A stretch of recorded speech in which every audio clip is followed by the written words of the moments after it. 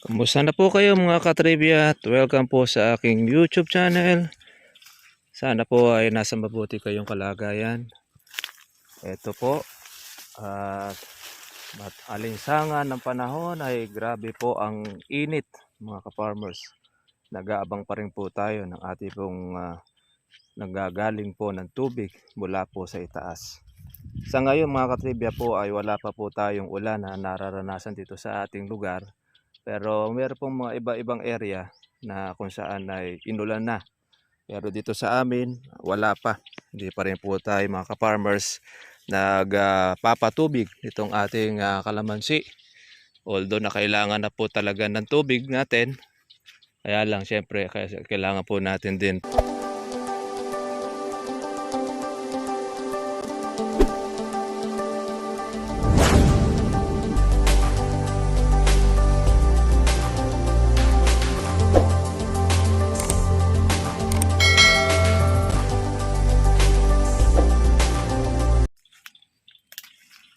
Kumusta na po kayo mga katrivia at welcome po sa aking YouTube channel.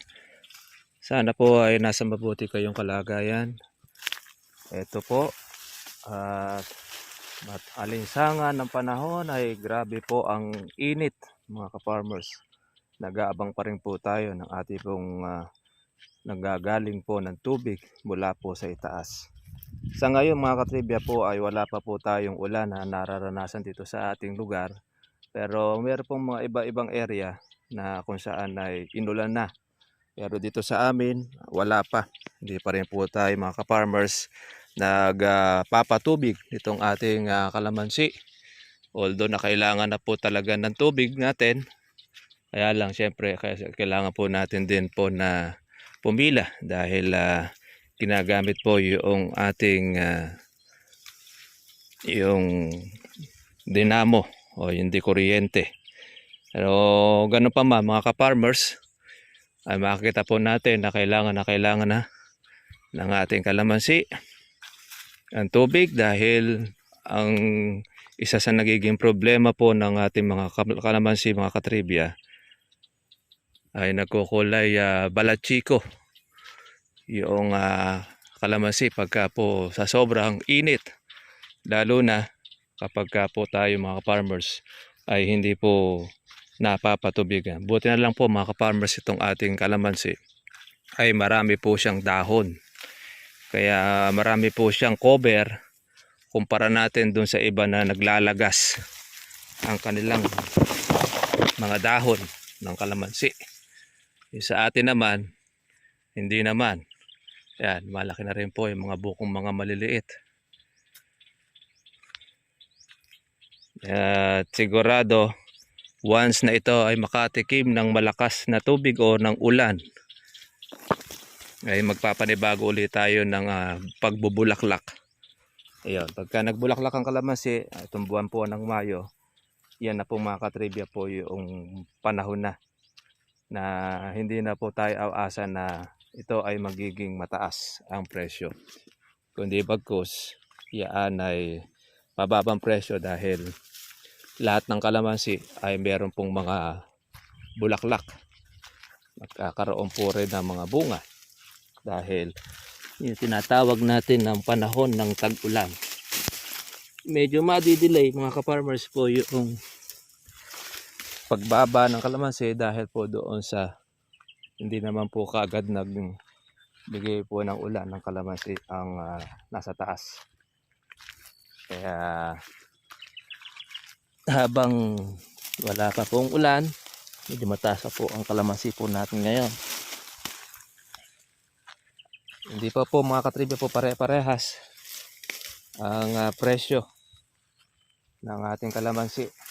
Merong 1.5, merong 1.6, depende doon sa buyer na kumukuha. Kaya po ang buyer mga katribya ay barat, siya mababa ang kuha. Pero pagka naman yung buyer ay lumalaban po ng parehas, ayaw na masyadong malaki ang tubo, maganda, mataas ang kanyang kuha. Ganyan naman po yan. Kaya nakadepende po rin po yun sa presyo o kalakaran. Lalo na pagka gumamit po ng ahente, automatic po yan na talagang mababa ang presyo. Ay, ang ating kalamansi, ayan, hindi na po tayo nag-insecticide. At tapos na po ang ating pag-insecticide dahil sa sobrang init ng ating pong panahon. Malagong malago po ang dahon ng ating kalamansi. Yan naman pong ating mga bukong mga maliliit. Ayan, kita na. Tapos, syempre, iba po dyan ay maglalagas.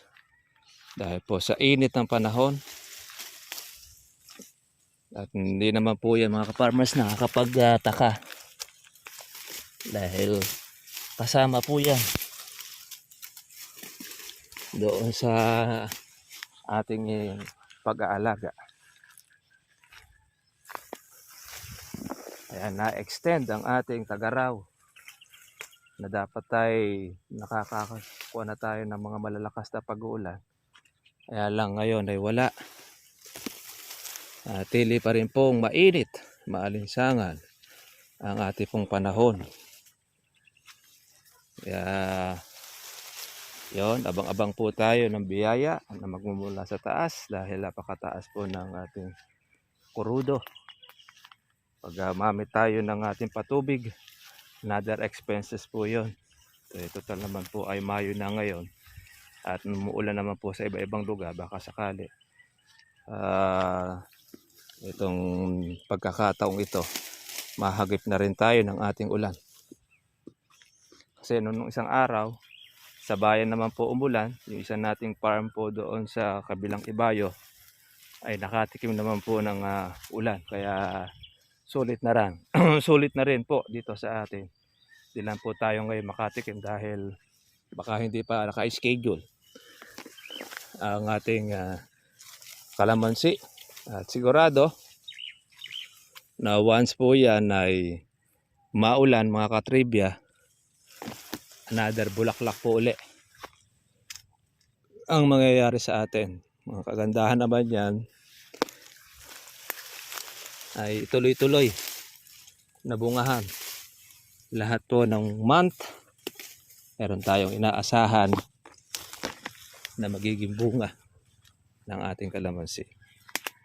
Kaya kung magkano ang matapat niyang presyo, pagpasalamat natin. Importante, buhay ang kalamansi.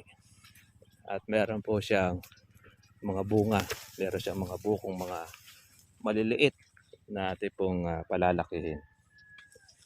Ayan. Shoutout po natin ang ating pong mga katribya. Sana po ay nasa mabuti kayong kalagayan. Tuloy-tuloy lang ang ating alaga. Magkano po yung presyo? Nasa 1,516. Maganda pa rin po siya. Kaya kalamansi ngayon ay hindi makalaki at naaagad. At marami pong farmers na sa tindi po ng init, hindi na rin po nakapagpapatubig.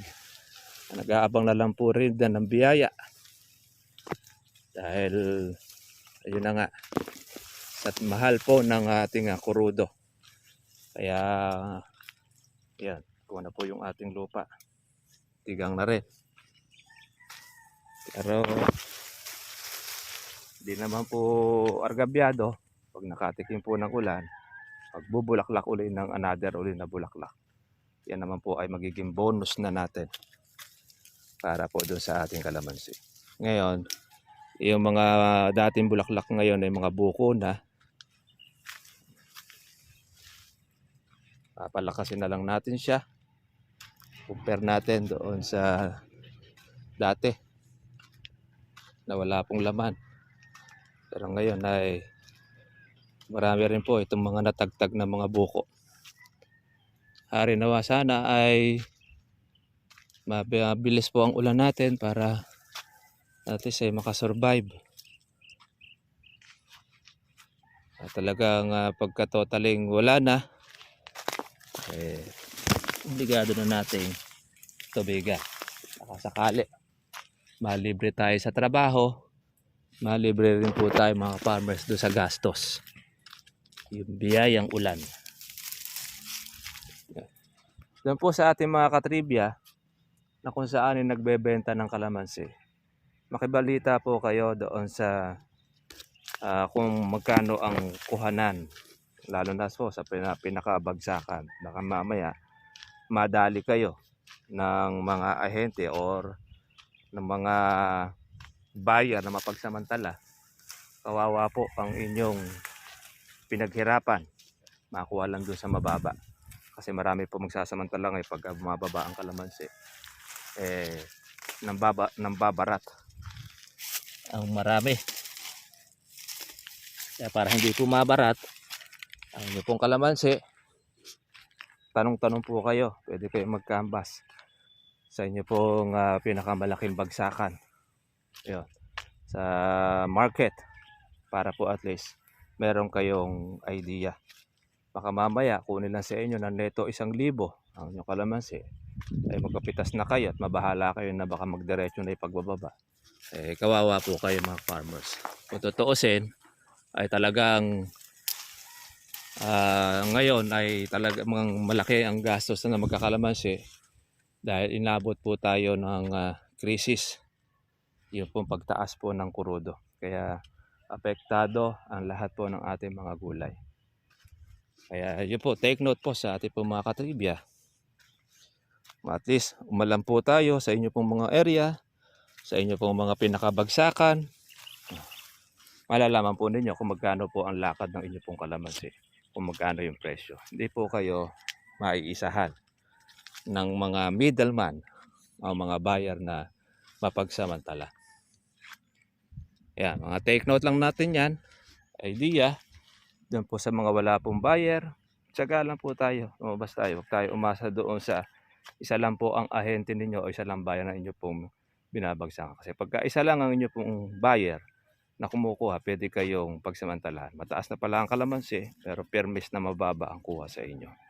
Malalaman mo na lang po yung tumaas ang presyo, ubos na ang kalamansi ninyo. Wala na kayong mapitas dahil nakuha na ng papagsamantalang ahente at buyer. Paano po mga ka-farmers, yun lang din naman po sa atin. Isang mainit na panahon at hindi pa po tayo nakaka-experience ng malakas po na ulan. Merong pag-ambon na nangyari, ay nakamatay lang po ng alikabok. Kaya lang, hanggang doon lang. Sa tindi ng init, sandali lang din po ay ubos. Kaya karaniwan na nagiging sakit ng kalamansi, ito, natutuyo po yung sanga, nagye-yellowish po ang kanya pong dahon. Yan, nagbabalatchiko. Yan, nagba-brown. Yan po ang isa sa nagiging problem encounter ng mga magkakalamansi po natin dahil po sa tindi ng init. Ito, regular ito mga ka-farmers na tinutubigan. Regular din po ito mga katribya po na kung saan na inai-spray. Pero tinan nyo po, kung sa tindi po ng init natin,